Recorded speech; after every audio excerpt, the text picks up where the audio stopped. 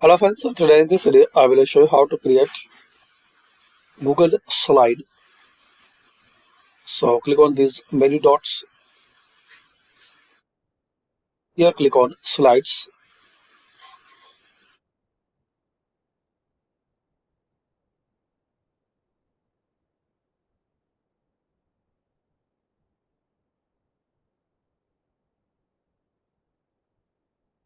Now here select any slide.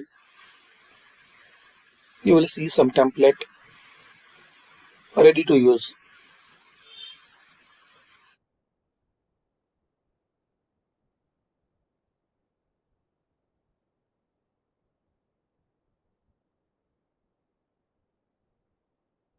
You can customize and modify these slides.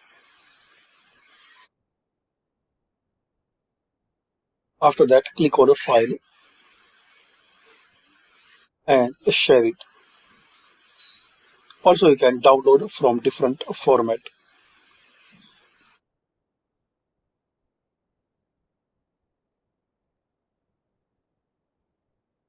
So thanks for watching. Please share, like and subscribe this channel for more useful videos.